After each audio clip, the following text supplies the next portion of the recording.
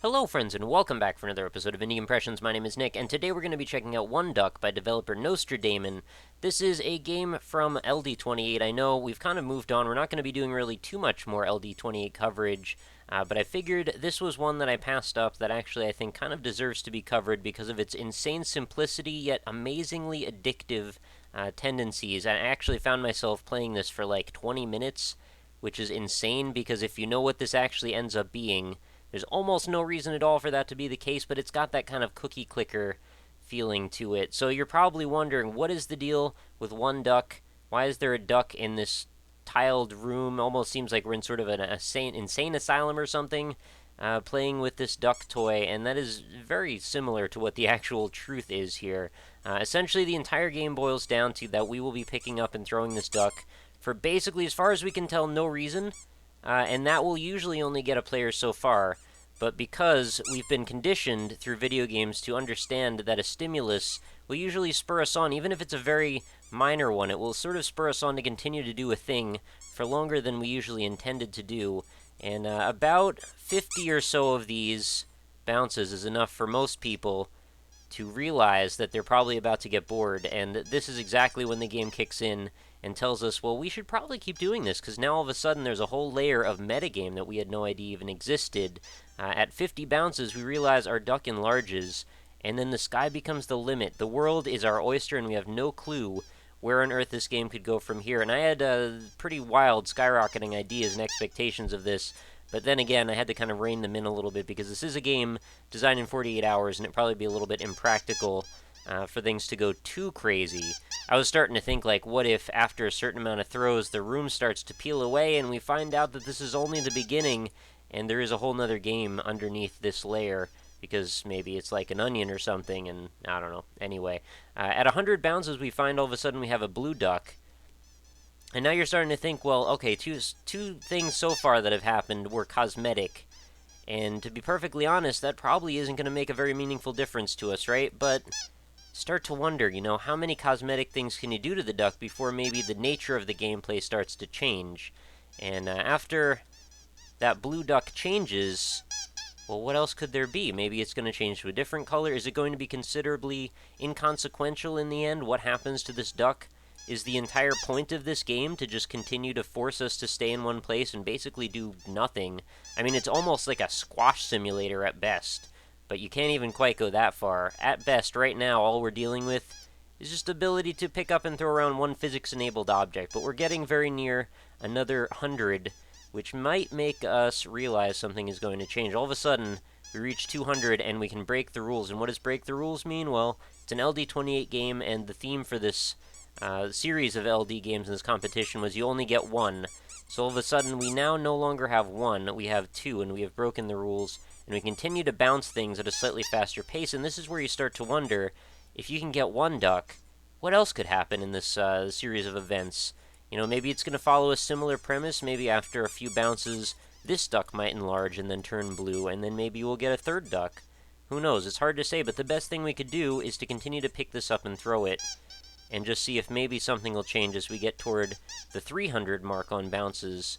And now all of a sudden we have an army. This little hole in the ceiling keeps dropping more and more ducks on us, so what can we do with that information other than try and juggle as many as we can to get a faster increasing amount of bounces? The faster the bounces, the faster we can get to that gratification, and the faster we can find out the thing that's sort of chewing away at our minds and our psyche, which is what is going to happen in this little box that we're stuck in. Is there ever going to be a release of this pressure of what on earth is the point? It's amazing what this can do to a player. Just having this sort of tiny little bit of reinforcement can keep someone playing something for far, far longer than they probably should.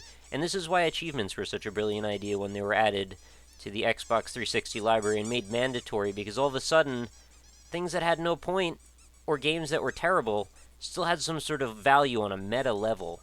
And I think it's something that we don't necessarily give enough credence to, because it's actually made a lot of games a lot more playable, even though I'm not sure playable is the right word. More tolerable, perhaps, or more intriguing could possibly be the word. But now all of a sudden we've got a red duck on the mix, and the red duck seems to bounce quite frenetically whether or not we're touching it.